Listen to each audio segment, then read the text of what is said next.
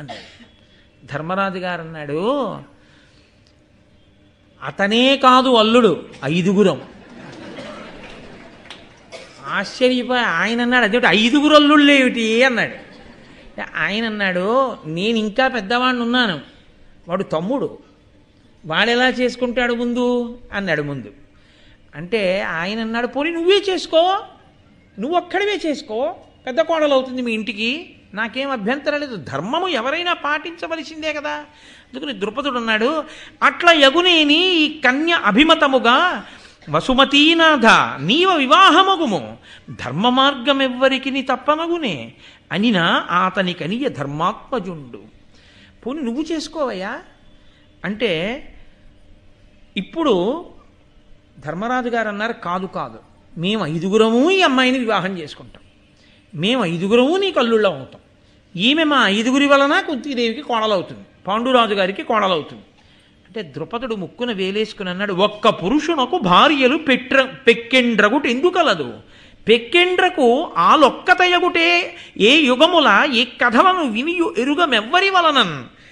లోకంలో ఎక్కడైనా ఒక్క పురుషుడికి ఒక భార్య ఉంటుంది, ఒక్కొక్కచో ఒక పురుషుడికి ఎక్కువ మంది భార్యలు ఉంటారు తప్ప ఒక్క స్త్రీకి 5గురు భర్తలు ఉండడం ఎక్కడా చూడలేదు. అసలు ఏ యుగంలో ఎప్పుడైనా ఎక్కడైనా ఇలాంటి కథ విన్నామా? ఎక్కడా లేదు. ఒక ఆడదానికి 5గురు భర్తలు ఏమిటా? మీరు నేను ఏమీ నాలుక పీక్కోక్కర్లేదు, పీక్కోవలసినంత ద్రుపదుడు పీక్కున్నాడు. ఎందుకో తెలుసా అండి, పాపం ఆయన తండ్రి, ఆయనకి బాధ ఉండదండి అసలు, ఎక్కడా కనీ విని ఎరుగని ఆచారం తీసుకొస్తేను. అందుకని ఆయన అన్నాడు, ఏ యుగంలో ఎక్కడైనా విన్నావా? ఎంత నవ్వుల పాలు, ఒక్క ఆడపిల్లని 5గురికి ఇవ్వనా? 5గురికి భార్య అవుతుందా? ఎలా అవుతుంది? ఎప్పుడైనా విన్నావా? నువ్వు ధర్మరాజు, నీ నోటి వెంట అనవసరపు మాట రాదు. ఈ మాట ఎలా అంటున్నావు? సరే, ఈ మాట అన్నాక నాకు ఇంకో ఆలోచన చెప్పడానికి అసలు ముందు నేను స్థిమితపడాలి కదూ. రేపు మళ్ళీ నువ్వు, అర్జునుడు, నేను, కుంతి మనం మళ్ళీ కూర్చుందాం. దుష్టజమ్నుడు కూర్చుని మాట్లాడుకుందాం. ఇవాళకి వెళ్ళి విశ్రాంతి తీసుకోండి మహాప్రభు అన్నాడు. ఈలోగా గబగబా వేదవ్యాసుడు వచ్చారు. అమ్మ నాయనో, వ్యాస భగవానుడు వచ్చాడు, మహానుభావుడు, పెద్దవాడు, ఇంకా ఇటువంటి సమయంలో ఆయన రావడం కన్నా అదృష్టమే ఉంది, ధర్మం చెప్పేవాడు దొరికాడు అని ఆయన్ని ఉన్నతాసనం ఇచ్చి కూర్చోబెట్టి గౌరవించి అర్ఘ్యపాద్యాదులిచ్చి ఆయనకి ఈ ప్రశ్న నివేదించారు. నివేదించి, అయ్యా వీళ్ళు 5గురు చేసుకుంటాం అంటున్నారు నా ఒక్క కూతుర్ని, అందున ఎవడో అన్నమాట కాదు, సాక్షాత్ ధర్మరాజు అంటున్నాడు, నేనేం చెయ్యాలని అడిగాడు. అంటే ధర్మరాజు వ్యాసుడికి నమస్కరించి అన్నాడు, నగియును బొంకునందు వచనంబు అధర్మమునందు చిత్తమున్ తగులదు నాకు ఎన్నడును, ధర్మమవశ్యము అట్ల కావునన్ వగవక మాకు ఏవురకు వారిజలోచన కృష్ణ నీదగుందగదను నీ విచారములు తక్కి వివాహమునర్పు మొప్పుగన్ నగియును బొంకునందు వచనంబు. నేను పరిహాసానికి కూడా నా మాటలో అబద్ధం ఉండదు. అధర్మమునందు చిత్తము, నా మనస్సు ఎన్నడూ అధర్మమునందు నిలబడదు. కాబట్టి నా నోటి వెంట మాట వచ్చినా, నా మనసులో ఆలోచన వచ్చినా అది ధర్మమే. ధర్మము కాని ఆలోచన, ధర్మము కాని మాట పరిహాసానికి కూడా నాకు రాదు. కాబట్టి నేను ఏదన్నానో అది సత్యం. కాబట్టి ఈమె 5గురికి భార్య కావలసింది. కాబట్టి ఈమెని మేము 5గురము చేసుకుంటాం. ఇతపూర్వం మేము ఎప్పుడు వినలేదు అంటున్నావు కదూ, ఒక్క ఆడది అనేక మందికి భార్య కావడం. గౌతముని వంశంలో జటిల అనబడేటటువంటి ఆడపిల్ల పుట్టింది. ఆమెని 7గురు ఋషులు ఒక్కతిని భార్యగా చేసుకున్నటువంటి దృష్టాంతం ఉంది. దాక్షాయణి అని ఒక మునికన్యక, ఆమెని 10 మంది ప్రచేతసులు వివాహం ఆడారు. ఆమె 10 మంది ప్రచేతసులకి భార్య అయింది.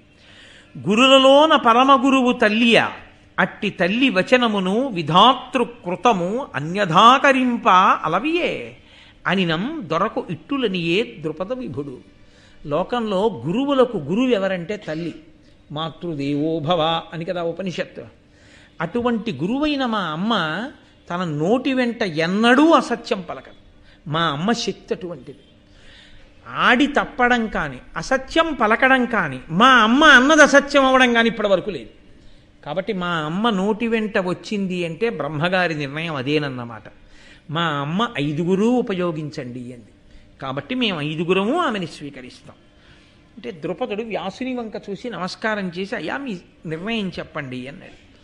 వ్యాసుడు ద్రుపదుడితో అన్నాడు, ధర్మ తత్వజ్ఞుడి ధర్మతనూజుండు ధర్మ మార్గంబేల తప్పబలుకు దేవతామూర్తి ఈ దేవి మాధవి ఏలతా నిరుంగక అనృతంబువలుకు వీరల పలుకులు వేల్పుల మతమును ఒక్కండ కావున ఒండు దక్కి ఈ ఏవురకు కూతునిచ్చి వివాహంబు కావింపు మరి దీని కల తెరంగు వినగా ఇష్టమేని వినుమని ద్రుపదు చేయూది ఇంటిలోని కొనర నరిగి తాను అతడు ఏకతమయుండి వానికంతయును చెప్పతొడగే ధర్మవిదుడు.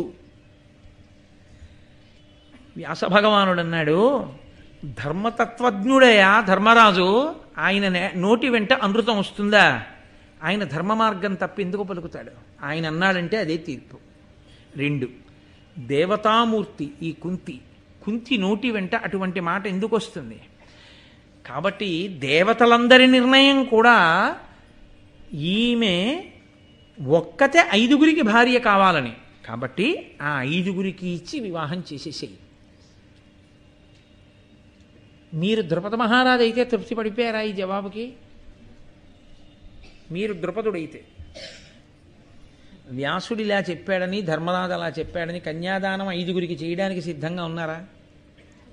నిర్మోహమాటంగా చెప్పండి, సిద్ధంగా ఉన్నారా? వ్యాసుడు చెప్పాడని, ధర్మరాజు చెప్పాడని నేనే ద్రుపదుడైతే, ఆడైనా మగైనా కన్యాదానం చేసేస్తానండి అన్నవాళ్ళు, 5గురికి ఇచ్చి పెళ్లి చేసేస్తానన్న వాళ్ళు ఎవరో చెయ్యొద్దండి. అంటే ఎవ్వరూ చేయడానికి సిద్ధంగా లేరు. అలా లేకపోవడం సహజం.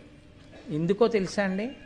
ఆడపిల్ల తండ్రి లోకంలో లేని ఒక విచిత్రమైన ఆచారాన్ని ఎలా తీసుకొచ్చి ఎప్పుడో ఎక్కడో ఏదో కోటికొక్క విషయంలో జరిగింది అన్న దాన్ని ప్రమాణంగా తీసుకుని తన కూతురిని 5గురికి ఇచ్చి వివాహం ఎలా చేస్తాడు?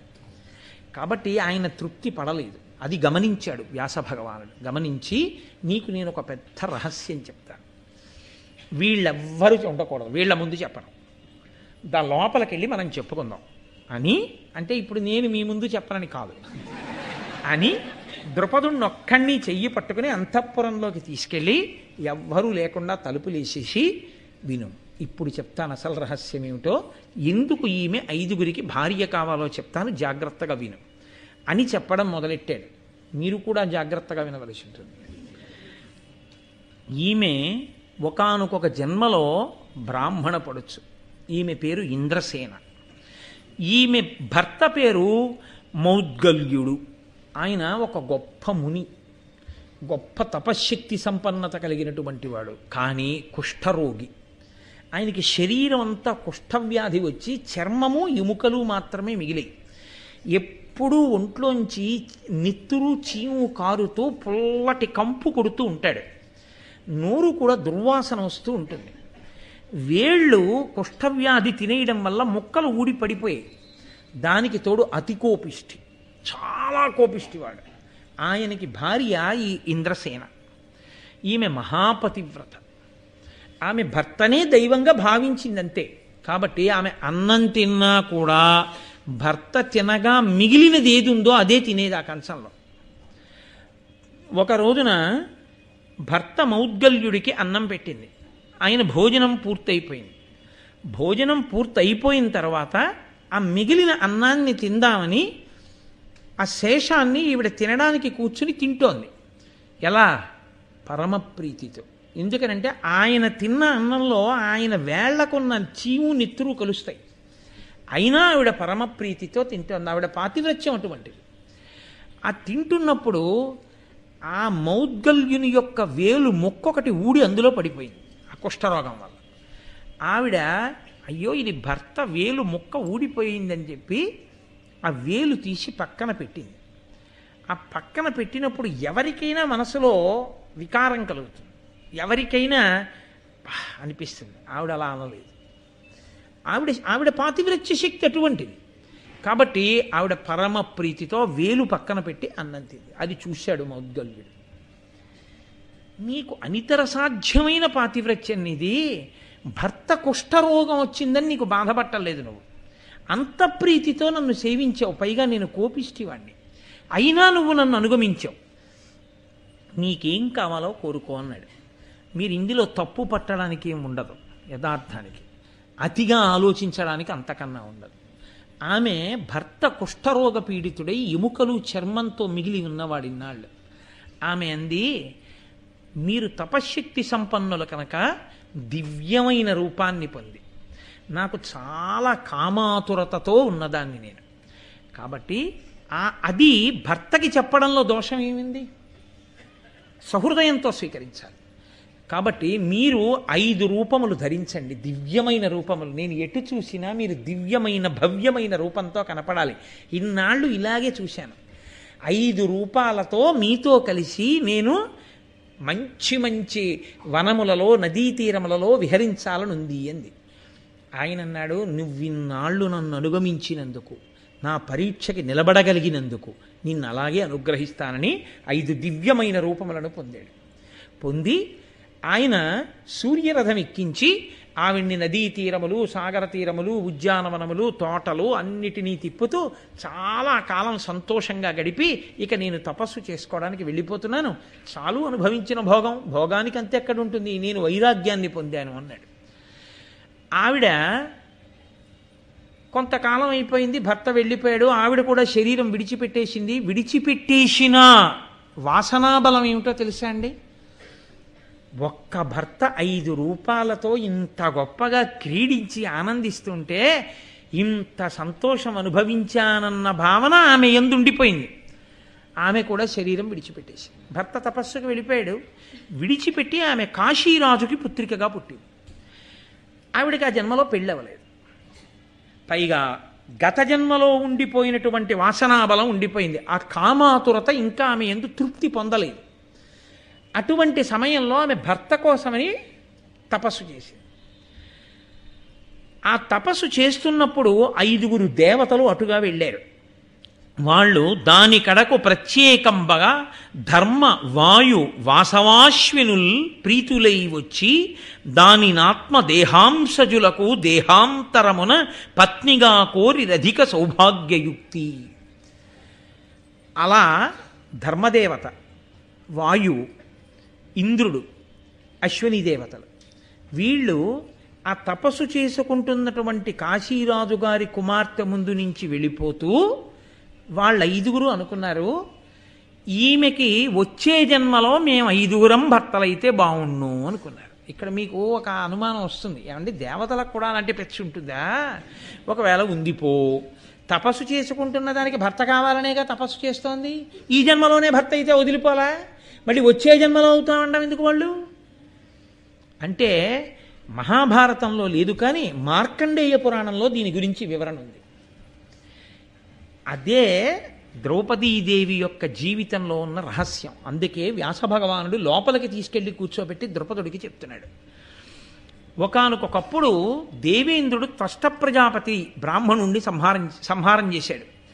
ఆయన్ని సంహరించడం చేత ఆయనలో ఉన్న ధార్మికమైన తేజస్సు వెళ్ళిపోయి ధర్మదేవతని ఆశ్రయించేసింది. వేరొకసారి వృత్రాసురుడు అనబడేటటువంటి వాణ్ణి సంహారం చేశాడు. ఆ సంహారం చేసినప్పుడు తద్దోష కారణం చేత ఆయన శరీరంలో ఉండే బలం ఆయన్ని విడిచిపెట్టి వాయుదేవుణ్ణి ఆశ్రయించి వెళ్ళిపోయింది. ఎవరి నుంచి? అన్నీ ఇంద్రుడి నుంచే. ఇంద్రుడికి సంబంధించిన ధర్మము ధర్మదేవత దగ్గరికి వెళ్ళింది, ఇంద్రుడి బలం వాయుదేవుడి దగ్గరికి వెళ్ళింది. ఆయనే ఒకానొకప్పుడు తానే ఇంద్రుడిగా ఉండి అహల్య చేత అహల్యని మోసగించి అహల్యని అనుభవించాడు. ఆయన మోసగించి అంటే అహల్యకి తెలుసు వచ్చినవాడు ఇంద్రుడని. మోసగింపబడిన వాడు ఎవరంటే యథార్థానికి గౌతముడు. మీరు రామాయణం బాలకాండలో విన్నారు. అందుచేత తన రూప సౌందర్యంతో మభ్యపెట్టి ఆయన అహల్యని అనుభవించాడు. అప్పుడు ఆయన శరీర సౌందర్యం జారిపోయి అశ్వనీ దేవతల దగ్గరికి వెళ్ళిపోయింది, వాళ్ళ అందగాళ్ళు కనుక. ఆ ఇంద్రుడిగా ఉండిపోయాడు.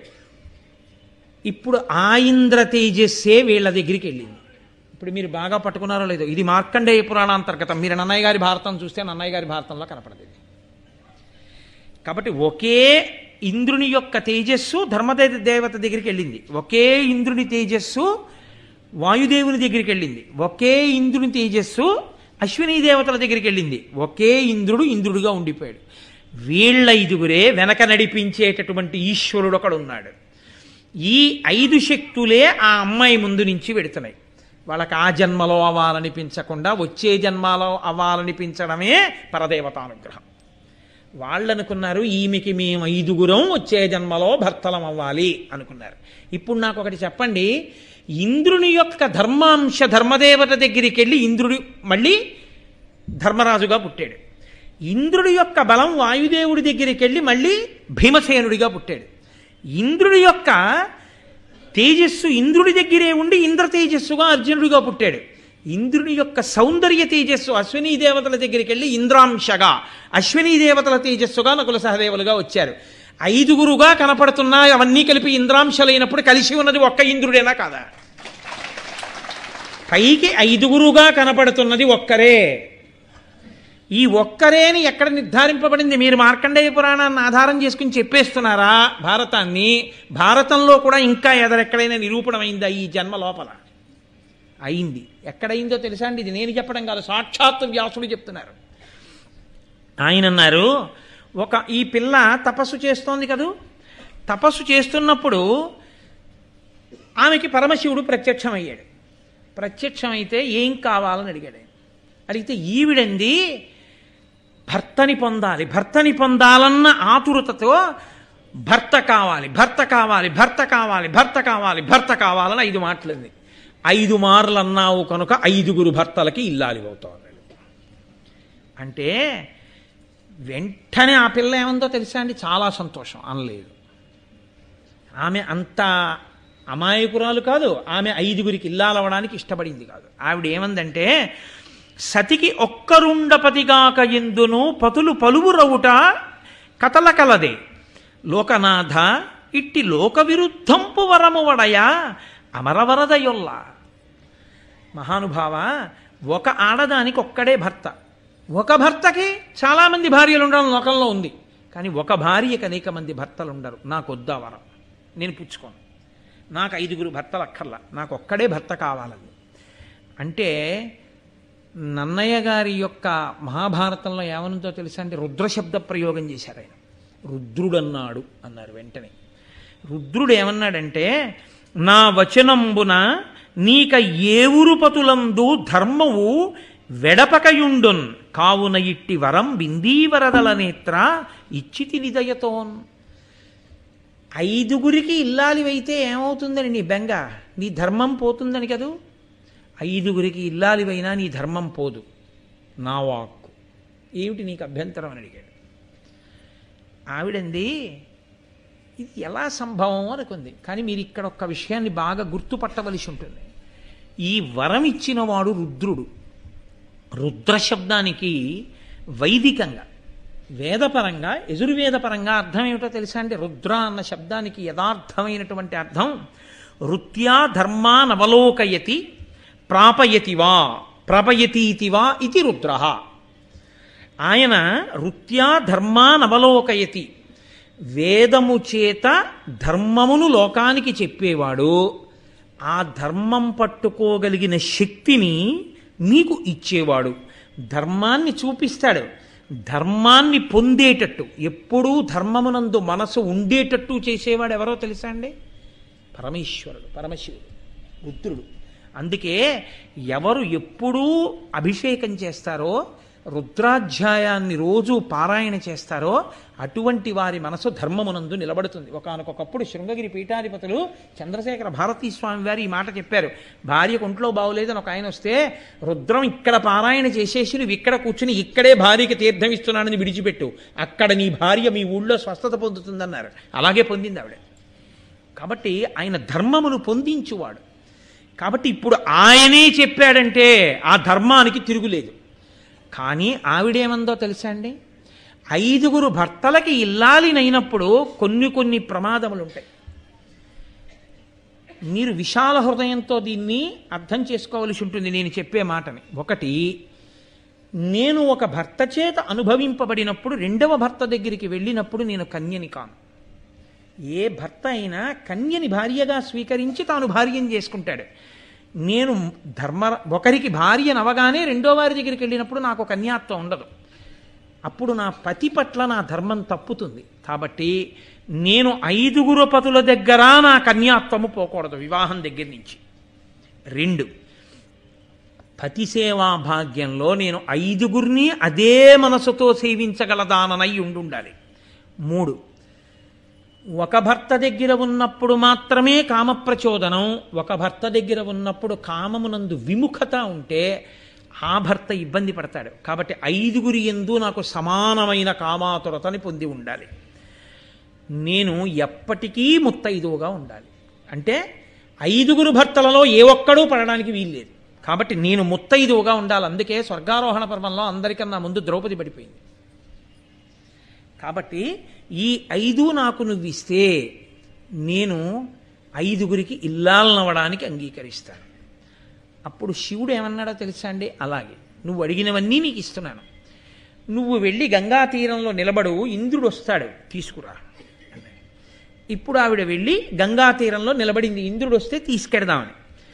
ఆ ఇంద్రుడు బ్రహ్మగారి దగ్గరికి వెళ్ళాడు. ఎందుకు వెళ్ళాడో తెలుసా అండి? యమధర్మరాజు గారు నైమిషారణ్యానికి వచ్చి చాతుర్మాస్యం ఆయన అక్కడికి వచ్చి సత్రయాగం మొదలుపెట్టాడు. ఆ సత్రయాగం పూర్తయితే కానీ మళ్ళీ ఆయన అక్కడికి వెళ్ళడు. యాగదీక్షలో ఉన్నవాడు పీటల మించి లేచి ఇతర పనులు చేయకూడదు. కాబట్టి ఆ యాగదీక్షలో ఉన్నాడు కాబట్టి ఊరూరా వెళ్ళి కనబడ్డ వాళ్ళందరినీ ఉసురు తీయడు ఆయన. కాబట్టి లోకంలో ఎవడు చచ్చిపోవడం మానేసి దీర్ఘాయుష్మంతులు అయిపోయి పాపాలు పెరిగిపోతే ఇంద్రుడు దేవతలు వెళ్ళి దేవతలకి మనుష్యులకి తేడా లేకుండా పోయింది. వాళ్ళు మరణం లేకుండా ఉన్నారు, మేము మరణం లేకుండా ఉన్నాం, పాపం పెరిగిపోతోంది, ఎలా అని అడిగారు. అడిగితే బ్రహ్మగారు అన్నారు, ఒక పెద్ద చమత్కారం జరగబోతోంది. యమధర్మరాజు గారి అంశ కూడా భూమి మీదకి ఇంద్రతేజస్సులతో కలిసి వెడుతుంది, ఇంద్రతేజస్సుగానే వెడుతుంది. వెళ్ళి ఆ 5 ఎవరున్నారో ఆ 5 యమధర్మరాజు గారు చెయ్యవలసిన పనిని చావు లేకుండా భూమి మీద మిగిలిపోయిన వాళ్ళందరినీ వాళ్ళు చక్కబెట్టి చంపేస్తారు, పాపం పెంచిన వాళ్ళని. కాబట్టి వాళ్ళు ఎడుతున్నారులే, బెంగబెట్టుకోకండి, మీరు ఎడిపోండి అన్నాడు. ఈ మాటలు విన్నటువంటి ఆయన వచ్చేస్తున్నాడు ఇంద్రుడు. ఇప్పుడు ఇంద్రుడు వస్తుంటే ఈవిడికి అబగబా వెళ్ళి ఏమండి ఇంద్రుడు గారు మిమ్మల్ని శివుడు రమ్మన్నాడు రండి అంది అనుకోండి, చాదలబా నువ్వెవరంటాడు కదా. ఏదో ప్రత్యేకత ఉండాలి, ఉంటే కానీ అసలు ఇంద్రుడు ఆగడు. ఇంద్రుడంటే సామాన్యుడు కాడు. కాబట్టి ఆవిడ గంగానది మీద ఆకాశంలో నిలబడి ఆవిడ కన్నుల వెంట బిందువులు పడుతుంటే అన్ని వేళలా ఏడుపని మీరు అనుకోకూడదు. కంటి వెంట నీటి బిందువులు పడ్డాం యోగమనందు కూడా పడతాయి. కంటి వెంట నీటి బిందువు కింద పడుతుంటే గంగలో పడ్డ ప్రతి బిందువులోంచి బంగారు తామర పుడుతోంది. ఇది చూసి ఇంద్రుడు ఆశ్చర్యపోయాడు దేవతలతో. ఇదెక్కడి చమత్కారం రా, ఈవిడ కన్నీటి బిందువులకి బంగారు తామరలు పుడుతున్నాయి అని ఆయన ఆగి, నువ్వెవరు ఎందుకు ఏడుస్తున్నావు అలాగా, ఈవిడ కన్నీటి బిందువులు బంగారు తామరలు అవుతున్నాయని. అది నేను తర్వాత చెప్తాను కానీ శివుడు రమ్మంటున్నాడు పదండి అని ఆవిడ శివుడి దగ్గరికి తీసుకొచ్చింది. ఈలోగా శివుడు ఏం చమత్కారం చేశాడో తెలుసా అండి? ఆయన ఒక నవయవ్వనంలో ఉన్నటువంటి పిల్లవాడిగా మారిపోయి ఒక మంచి యవ్వనంలో ఉన్నటువంటి ఒక తరుణిని పక్కన కూర్చోబెట్టుకొని ఆవిడితో కలిసి విలాసంగా ఆడుకుంటున్నాడు ఆయన. ఇంద్రుడు అటుగా వెళ్ళిపోతూ అక్కడ ఉన్నటువంటి పర్వత గుహలో భార్యతో కలిసి ఆడుకుంటున్నటువంటి ఈ నవయవ్వనంలో ఉన్న యువకుణ్ణి చూశాడు. ఆయన లేచి నిలబడలేదు, ఆయనకు కోపం వచ్చింది ఇంద్రుడికి. దిక్పాలకులు కూడా నా కింద పనిచేస్తుంటారు, అటువంటిది నేను వెడుతుంటే లేచి నిలబడకుండా భార్యతో ఆడుకుంటున్నవాడెవరు అని అమిత స్థావర జంగమంబైన బ్రహ్మాండంబుదానింతయున్మమతాగోచరమీ త్రిలోకములు అసన్మద్బాహు వజ్రాను పాల్యము ఏ ఇంద్రుడా ఇట్టిన నురక లీలంజూతమాడంగ ఉత్తమ సింహాసనమొక్క నీకుచనునే దర్పించి నా ముందటన్. వజ్రాయుధాన్ని చేతిలో పట్టుకొని 3 లోకములను పరిపాలించగలిగినటువంటి వాడిని నేను. అటువంటి నేను వెడుతుంటే నువ్వు అలా కూర్చుని ఏమిటి అలా మాట్లాడుతున్నావు, ఏమిటి ఆడుకుంటున్నావు, ఏమిటి ఎవరిని అనుకుంటున్నావు అన్నాడు. అంటే ఆయన అన్నాడు, ఆ పిల్లవంక చూసి ఓసారి వెళ్ళి ఆయన్ని ముట్టుకో అన్నాడు. ఆవిడ లేచి వచ్చి ఇలా ముట్టుకుంది. ముట్టుకోగానే ఆయన ధబేలుడి కింద పడిపోయాడు. ఆయన సమస్త శక్తులు నశించిపోయాయి. ఆవిడే కదండి సమస్త శక్తి స్వరూపం. కింద పడిపోయాడు. కింద పడిపోయి అయ్య బాబోయ్ ఈయన ఎవరో అసామాన్యుడు అని తెల్లబోయి చూస్తున్నాడు. శివుడు అన్నాడు, నేనెవరో నువ్వెవరో ఈ విషయం తర్వాత, నేను అనుజ్ఞలిస్తున్నాను లేచి అదిగో అక్కడ ఆ కొండకి బిలం రంధ్రం ఉంది, ఆ రంధ్రం దగ్గర ఉన్న రాయిని పక్కకి తోసి లోపలికి చూడు అన్నాడు. ఆ ఇంద్రుడు గబగబా వెళ్ళి ఏమిటి ఇదంతా చాలా చమత్కారంగా ఉంది, ఆవిడ ముట్టుకోవడం ఏమిటి, నా శక్తి పోవడం ఏమిటి, నీ కింద పడిపోవడం ఏమిటి, ఆ కొండ రాయిని తప్పించి చూడమంటున్నాడు ఏమిటని వెళ్ళి రాతిని పక్కకి తోసి లోపలికి చూశాడు. తెల్లబోయాడు. అన్ని విధాలా తాను ఎలా ఉంటాడో అలాగే ఉండి అలాగే పుష్పహారాలు వేసుకుని అలాగే కిరీటాలు పెట్టుకుని అంతకుముందు ఇంద్ర పదవిని అధివసించినటువంటి 9 ఇంద్రులు ఆ గుహలో కూర్చుని ఉన్నారు. విశ్వభుత్, భూతదామ, శిబి, శాంతి అనబడేటటువంటి 9. ఈ పేర్లు అన్నయ్య గారి భారతంలో లేవు, నేను ఇతర వ్యాఖ్యానాల్లోంచి తీసినవి. కాబట్టి ఆ 9 ఇంద్రులు ఆ గుహలో కూర్చుని ఉన్నారు. ఆయన చూసి తెల్లబోయాడు. వాళ్ళు 9 ఇంద్రులు, వాళ్ళు ఇతపూర్వం ఇంద్ర పదవిని నిర్వహించిన వారు, అయిపోయింది ఆ పదవి, వచ్చి ఇక్కడ కూర్చుని ఉన్నారు. శివాజ్ఞ మేరకు అక్కడ ఉన్నారు. ఆయన బ్రహ్మమస్తకావలీది బద్ధతే నమ శివాయ. యుగాలు వెళ్ళిపోతే సృష్టి చేసిన బ్రహ్మగారి పుర్రెనే మెళ్ళ వేసుకుంటాడు ఆయన. అటువంటి కాలాతీతుడు పరమేశ్వరుడు అంటే ఆయనకి తెలియందే ఉంటుంది. ఇప్పుడు చూసిన ఇంద్రుడు తెల్లబోయి ఆయన వంక చూశాడు. చూస్తే ఆయన అన్నాడు, మీ 5 ఇంద్రులే, తత్వతః మీరు 5 కనపడుతున్నా ఒక్కటే, మీరు 5 ఇంద్రులే.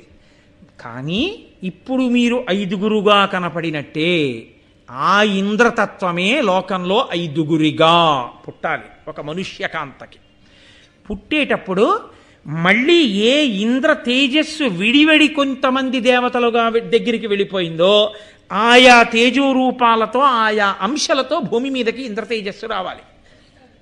అందుకని ధర్మదేవత వలన ధర్మరాజుగా, వాయువు వలన భీమసేనుడిగా, ఇంద్రుని వలన అర్జునుడిగా, అశ్వనీ దేవతల వలన నకుల సహదేవులుగా 5 రావాలి.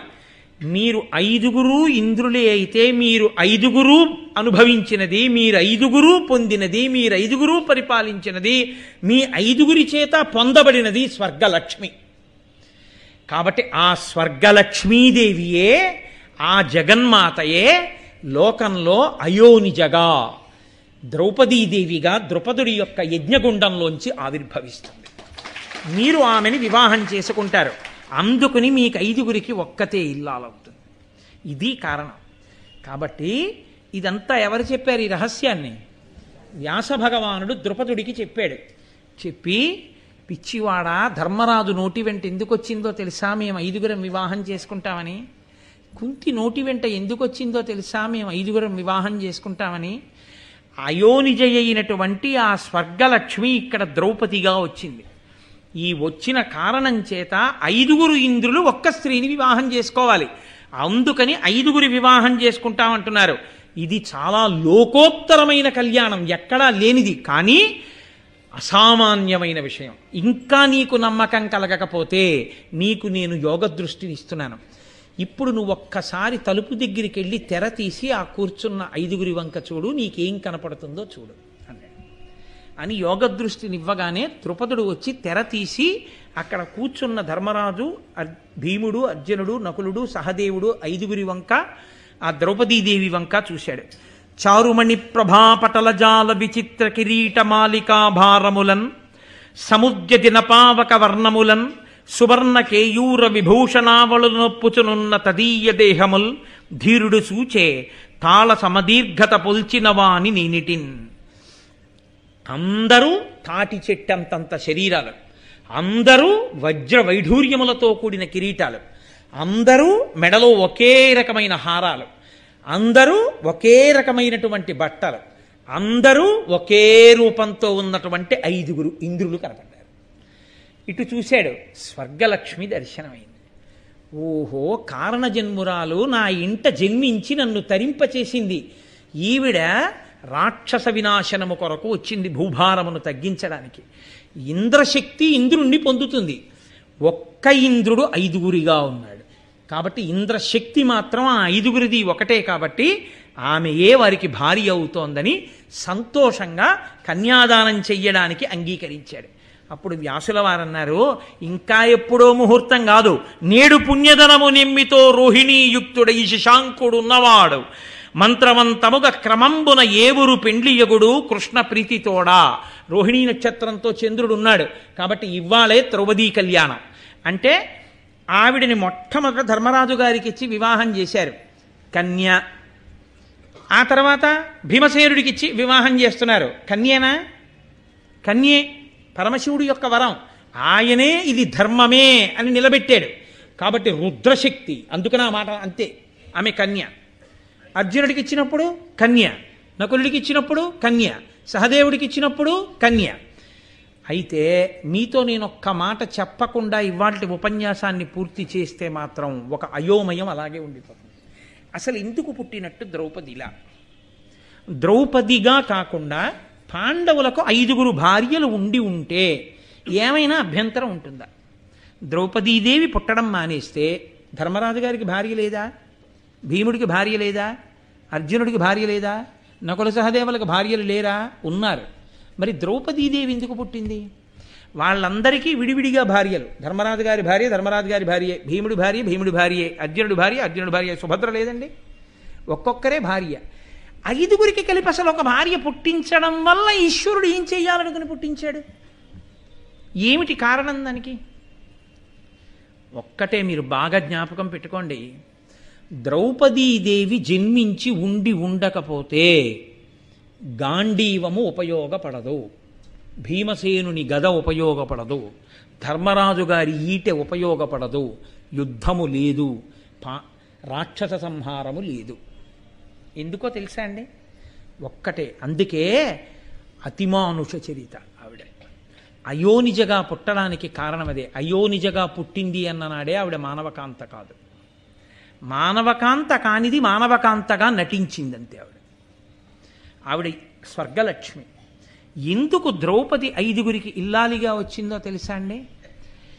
ఆ స్థితిలో ఆవిడ నిలబడితే తప్ప సంహారం కాదు. ఎందుకు అన్నది నేను మీకు చిన్న విశ్లేషణ చెప్తాను, జాగ్రత్తగా వినండి. ఇప్పుడు ఆవిడ 5 వివాహం చేసుకుంది. చేసుకున్న తర్వాత పుట్టింటికి వెళుతుంది. ద్రుపద మహారాజు గారి కూతురుగా, పాండురాజు గారి కోడలుగా, 5 భర్తలకి ఇల్లాలిగా ఎనలేని ఖ్యాతిని పొందింది. లోకం తెల్లబోయినా ఆవిడ ధర్మం ఆవిడిది. ఆ తరువాతి కాలంలో హస్తినాపురానికి వెళ్ళింది, ఆదిపర్వంలోనే వస్తుంది. అక్కడ 5 సంవత్సరములు భోగభాగ్యములు అనుభవించింది.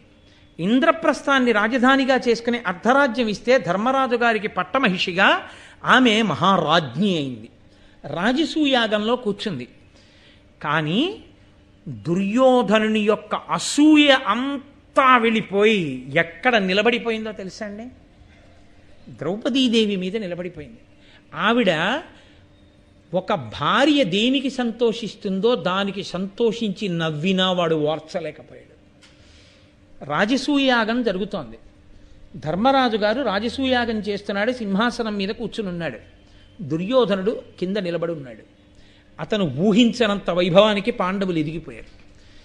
నువ్వు చిన్నప్పటి నుంచి మా ఆయన్ని ఆయన తమ్ముళ్ళని పాడు చేద్దామని చూశావు, నువ్వు ఎంత పాడు చేద్దామనుకున్నా ఆయన ధర్మం ఆయనకి ఎంత రక్షణ కల్పించిందో చూసావా, ఎంత గొప్పగా ఎదిగాడో చూసావా మా ఆయన అని తన భర్తల్ని పాడు చేద్దామనుకున్నవాడు కనపడ్డప్పుడు ఏ స్త్రీ అయినా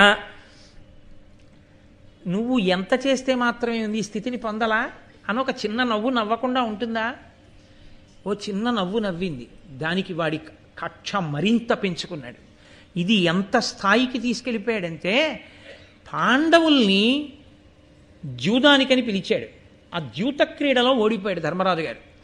ఓడిపోవడం అనేటటువంటి దాన్ని కేవలం రాజ్యం ఓడిపోవడం వరకు తీసుకెళ్ళి ఉంటే ధర్మరాజు గారి తృప్తి ఎంత తృప్తో తెలుసా అండి? 5 ఊళ్ళు ఇస్తే చాలు ఊరుకుంటాడు. ఆయనే అన్నాడన్నమాట. కానీ పెద్ద మలుపు మహాభారతం ఎక్కడ తిరిగిపోయిందంటే ప్రతిజ్ఞలు లేవు. నేను దుర్యోధనుడిని చంపుతాను, దుశ్శాసనుడిని చంపుతాను, ఈ ప్రతిజ్ఞలు ఏమీ లేవు.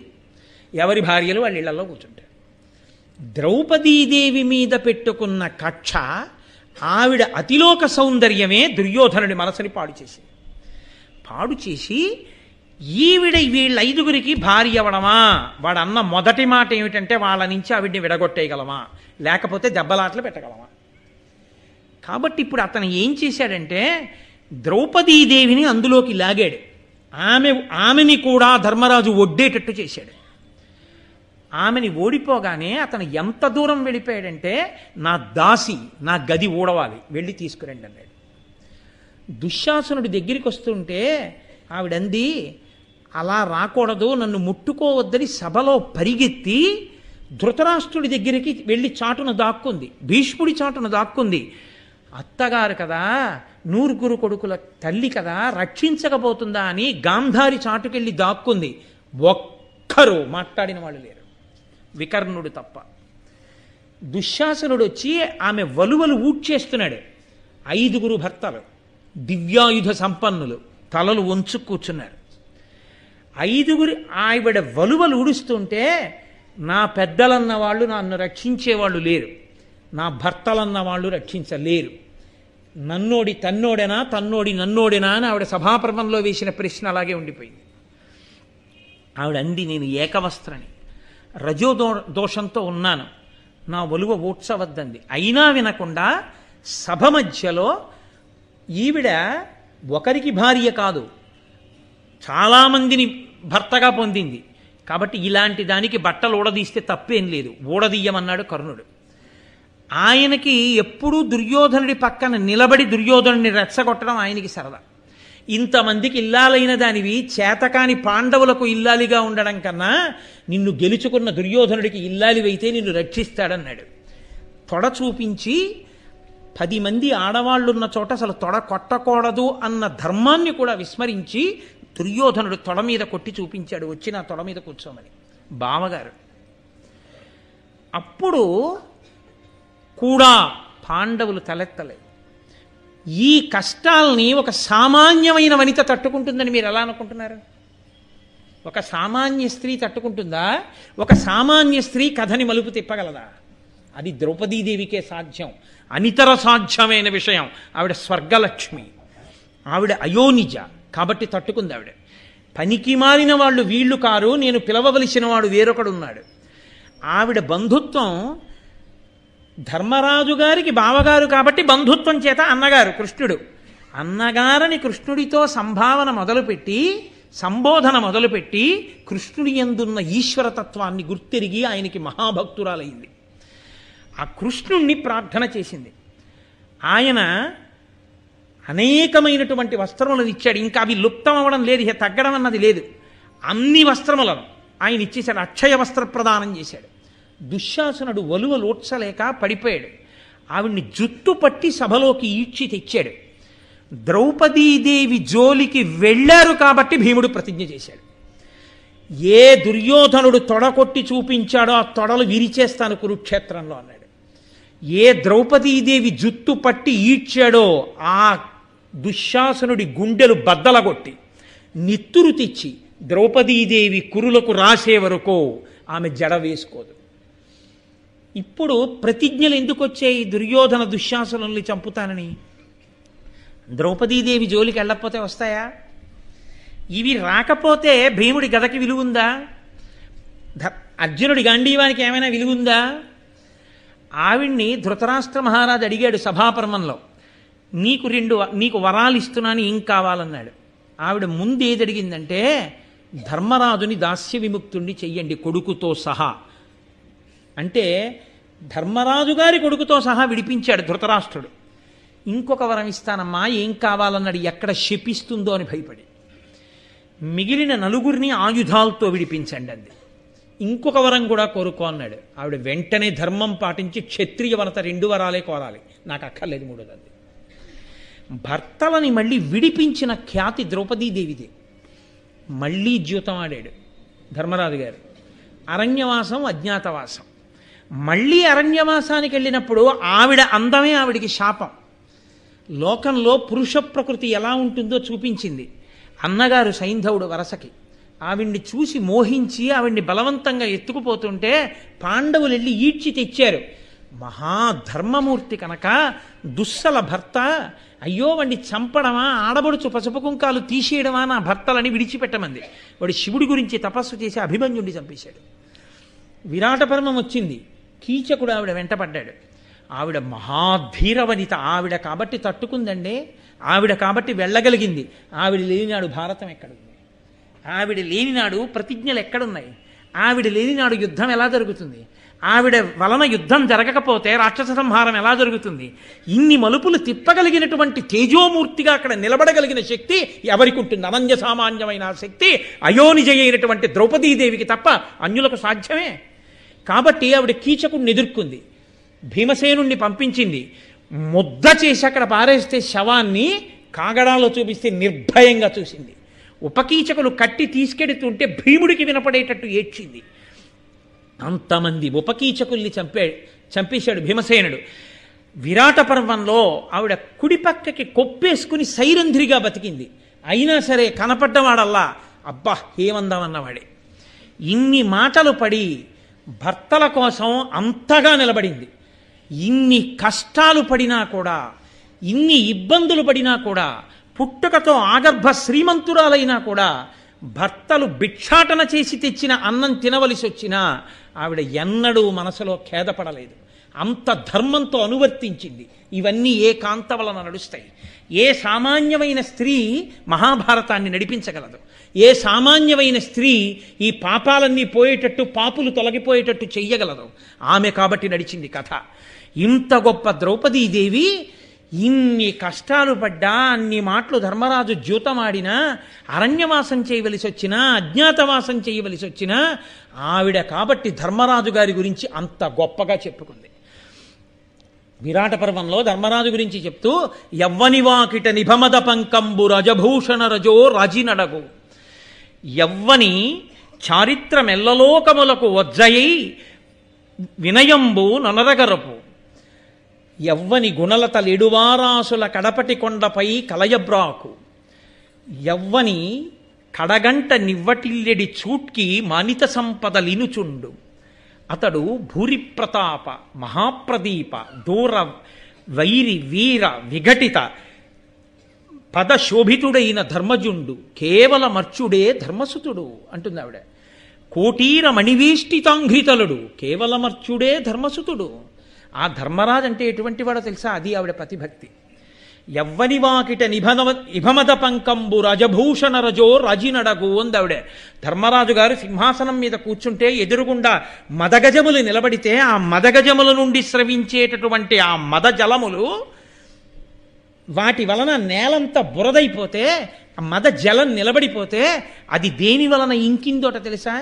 ధర్మరాజు గారి దర్శనం కోసం తోసుకుంటూ వస్తున్నటువంటి కొన్ని వేల మంది రాజులు పెట్టుకున్న ఆభరణముల ఒరిపిడికి, వాళ్ళు పెట్టుకున్న ఆభరణములలో ఉండేటటువంటి రత్నముల యొక్క గుండ రాలి కింద పడితే దాని వలన ఆ మదగజముల యొక్క మదజలములు ఇంకే.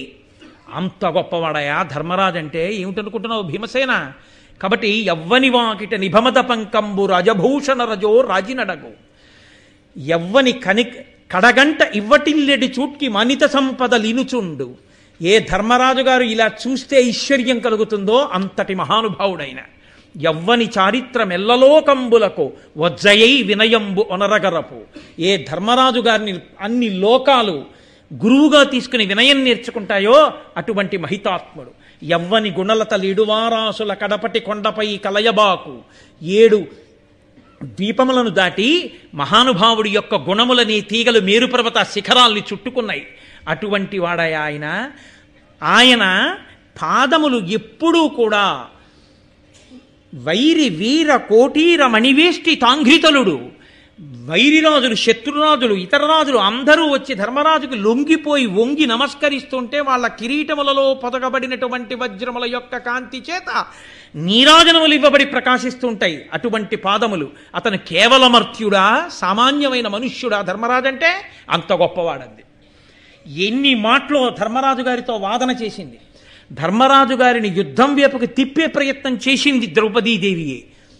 ఆఖరికి చిట్ట చివర రాజ్యం సూది మోపినంత కూడా ఇవ్వను అని దుర్యోధనుడు ప్రకటిస్తే, పాండవుల్ని మట్టు పెట్టడానికి ప్రయత్నిస్తుంటే కృష్ణుడు రాయబారానికి బయలుదేరుతూ ధర్మరాజు గారిని ఏం చెప్పమంటావు బావా అని అడిగితే 5 ఉళ్ళిచ్చినా చాలని చెప్పు బావా అని ధర్మరాజు గారంటే, ఆఖరణ ద్రౌపదీదేవిని అడిగాడు కృష్ణుడు, ఏమమ్మా నీ మాట ఏమిటన్నాడు. ఆవిడ సర్రున లేచి తన జుత్తు ఇలా తీసి ఆయన ముందు చూపించింది. ఆనాడు దుశ్శాసనుడు జుత్తు పట్టి ఇచ్చాడు అన్నా నన్ను. ఏమి నీ చెల్లెలు సుభద్రను అలా ఈడిస్తే ఇలాగే మాట్లాడేవాడివా? 5 ఊళ్ళు అడుగుతానని వెళ్ళేవాడివా రాయబారానికి? నేను నీ చెల్లెల్ని కానా? భీముడి ప్రతిజ్ఞ నిరర్ధకమా? దుశ్శాసురుణ్ణి చంపలేడా? అర్జునుడి గాంధీవం దేని కొరకు? తీసుకెళ్లి అవతల పారేయడానికా? ఆ గాంధీవంతో యుద్ధం చేసి చంపలేడా? దుష్టులు నశించిపోవద్దా? చేతకాక 5 ఊళ్ళు అడుగుతావా? ధర్మరాజు అడిగాడని. నా కొప్పు నేను ఎప్పుడు వేసుకోను. దుశ్శాసనుడి గుండెలు బద్దలైతే తప్ప, నెత్తురుతో తడిస్తే తప్ప నా కొప్పు వేసుకోవడానికి వీల్లేదు. కాబట్టి అన్న, నా కొప్పు జ్ఞాపకం పెట్టుకుని నువ్వు మాట్లాడింది. వెంటనే కృష్ణుడు ఏమన్నాడో తెలుసా అండి? ఈ భూమండలం కదిలిపోయినా సరే, నక్షత్రములు రాలిపోయినా సరే, సప్త సముద్రములు కదిలిపోయినా సరే, నీ ప్రతిజ్ఞ నెరవేరుతుంది ద్రౌపది. నీ కురులు ముడుచుకుంటావు, నువ్వు కొప్పు వేసుకుంటావు. అమ్మా బెంగ పెట్టుకోకన్నాడు. అందుకే ద్రౌపది మాట్లాడిన మాటలే ఆయనకి అని నొత్తురు చత్తురు రాజరాజ అని అన్ని మాటలు చెప్పాడు. కురుక్షేత్ర యుద్ధం వచ్చింది, శత్రువులందరూ మడిసిపోయారు. అంత సంతోషించింది. మళ్ళీ పాండవ పట్టమహిష అయింది. ద్రౌపదీదేవి జీవితంలో అత్యంత విచారకరమైన రోజు. ఆమె వలన పుట్టినటువంటి పిల్లలు సింహాసనం మీద కూర్చోవాలి. ధర్మరాజుకు కలిగినటువంటి కొడుకు. రాత్రికి రాత్రి మహాతల్లికి అండగా నిలబడిన వారు కష్టాల్లో ఇద్దరే. ఒకరు కృష్ణుడు, ఒకడు దృష్టజ్యుమ్నుడు. తోడ పుట్టినవాడు మహానుభావుడు అన్నగారు, ఇంకొకడు అన్నగారి వరస అయినటువంటి పరమేశ్వరుడు. ఇద్దరు తన భర్తల్ని జాగ్రత్తగా కృష్ణ పరమాత్మ తప్పిస్తే, రాత్రికి రాత్రి గురుపుత్రుడైనటువంటి అశ్వత్థామ యుక్తాయుక్త విచక్షణ మరిచిపోయి ఉన్మాదం పట్టినవాడై శిబిరంలోకి వచ్చి నిద్రపోతున్న తన అన్నగారిని చంపేశాడు.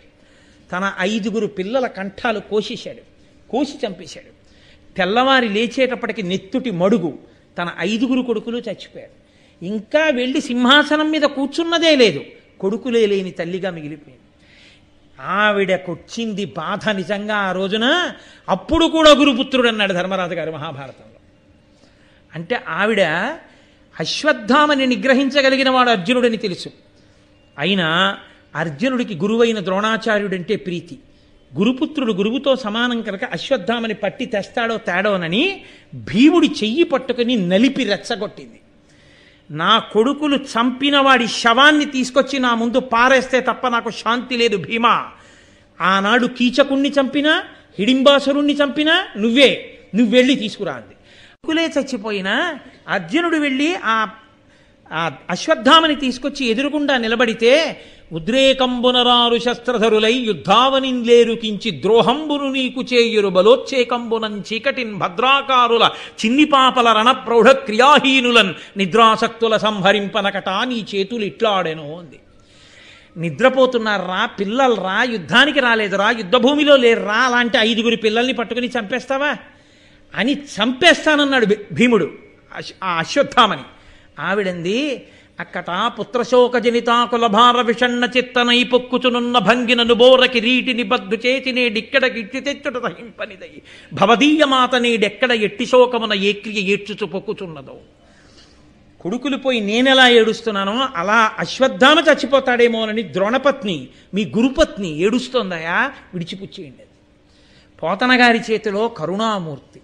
చిట్ట చివర స్వర్గారోహణ పర్వంలో ముత్తైదువతనాన్ని కోరుకున్నందుకు గాను ఏదో మిష ఉండాలి కాబట్టి అర్జున పక్షపాతం అన్న పేరుతో ముందు పడిపోయినటువంటి ధర్మమూర్తి.